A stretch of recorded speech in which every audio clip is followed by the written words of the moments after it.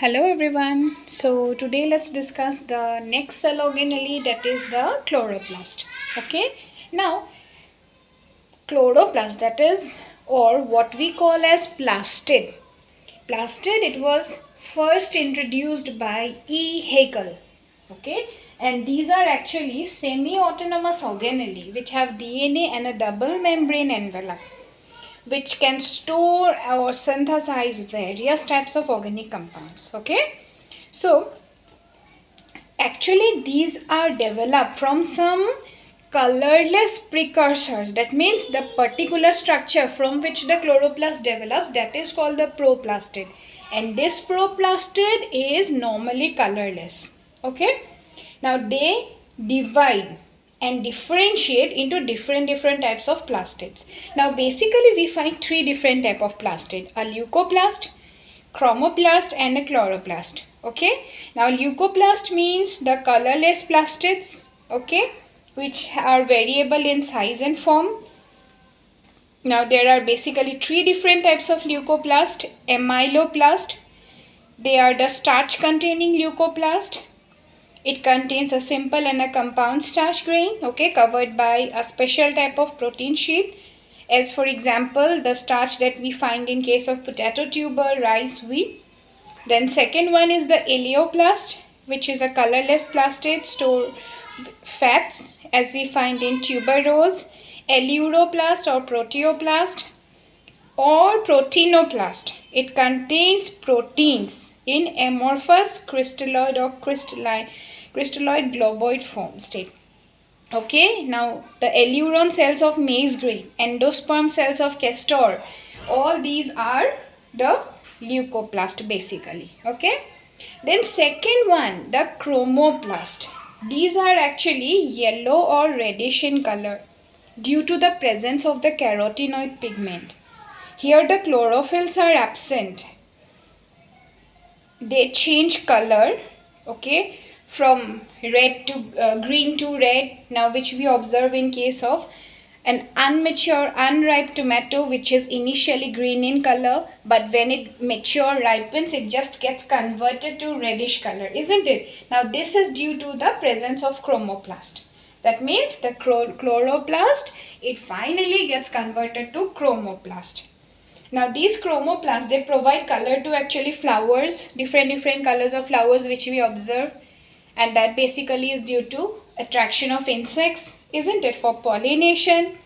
Then they provide color to fruits, and also they are the site of synthesis of membrane lipids. Okay. Now the most important part, that is the chloroplast. Now as you can see in the diagram, this is the diagram of a chloroplast. This is the greenish plastid which performs photosynthesis. It contains of photosynthetic pigments, chlorophylls, carotenoids, okay, and they are also of different types, like the chromatophores is for examples rhodoplast found in red algae, pheoplast found in brown algae. Now the number of chloroplast, it actually is fixed for each and every cell. As for example, in case of Spirogyra indica, here the number of chloroplast is 1. In Spirogyra rectospora, it is 16. So per cell, actually the number of chloroplast, it remains fixed. Okay. Then shape is also, it may be plate-like, cup-shaped, ribbon-like, or it may vary from different structures. Then chemically, they contains proteins for about 50 to 60%. Lipids are present for 25 to 30%. Chlorophyll 5 to 10%. Carotenoids 1 to 2%. DNA up to 0.5%. RNA 2 to 3%.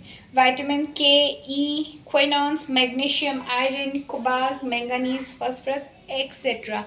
These minerals are present in little amounts. Okay. Now the most important part, that is the ultrastructure of the chloroplast. As you can see, the chloroplast, it consists of a double membrane. Initially only we have said that it is a semi-autonomous organelle, so definitely it has a double membrane structure. Outer membrane is known as outer part, that is outer membrane. Inner is the inner membrane. This inner membrane, it encloses the matrix which is known as stroma. Okay, and this stroma here, plate like structures are present which are stacked one above the other. These individual disc like structures are known as thylakoids, and the whole stack is known as the granum. Okay, now these are actually the basic structures. Now the outer membrane and the inner membrane, between these two membranes a space is present which is known as the intermembrane space, which is about 100 to 200 Armstrong in thickness. Okay, the matrix, it consists of about 50% of soluble proteins, DNA is present, ribosomes are there, plastoglobuli, enzymes, all these substances are present. Now here the DNA which is present, it is of naked type. That means histone proteins are not there, and it is circular type of DNA. Okay.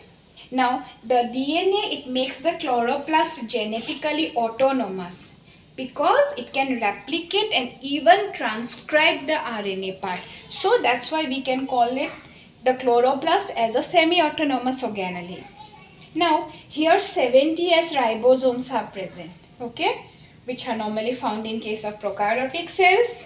Now these ribosomes, definitely they help to synthesize most of the enzymes, protein synthesis, okay, and they take part in active part in photosynthesis of photosynthetic pigments, photolysis of water, photophosphorylation. Okay, all these things take part somewhere or the other in the matrix. Now in this stroma part, the most important dark reaction takes place. Okay, that means we know that photosynthesis, it takes place in two phases. One is the light phase, other is the dark phase. So the dark phase of photosynthesis takes place in the stroma portion. Okay, the thylakoid, which are actually flat sac-like structures and are piled one above the other, forming a stack, that is the granum.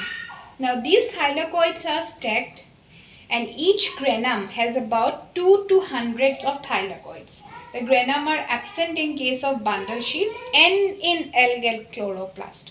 Okay, because we know that in algal chloroplast only thylakoids are there. Thylakoids remain scattered, they do not form stacks. Now they are agranular.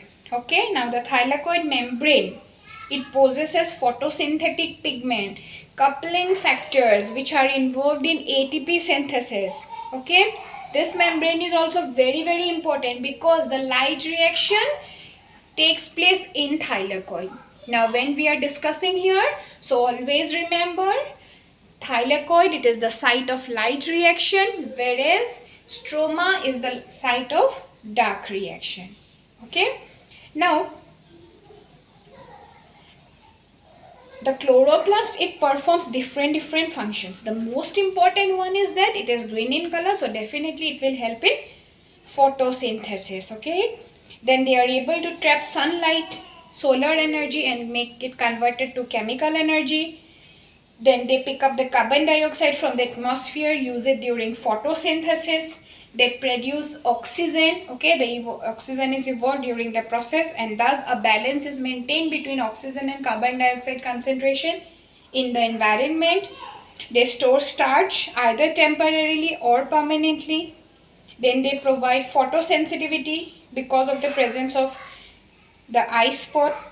Okay, then the reducing power that is produced during the light reaction, that is the energy part, NADPH, is used in the reduction of nitrate and synthesis of amino acids.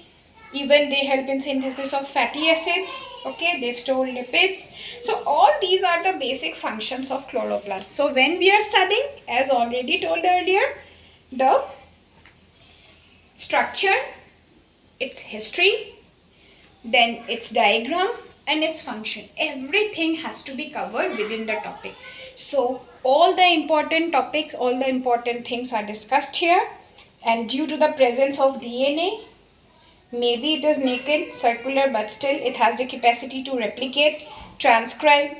Okay, the plastids, they manufacture their own proteins, enzymes, and biochemicals that are needed.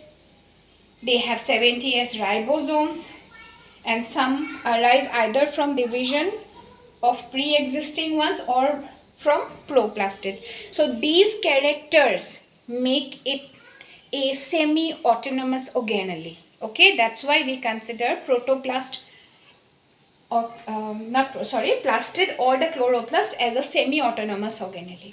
So all these are the important things. So hope this video is clear. The diagram, this is the diagram present in your NCERT book. You can also refer to diagrams present in different books. If you have better diagrams than this, go for it. Study it properly. If you have any doubt, then please let me know.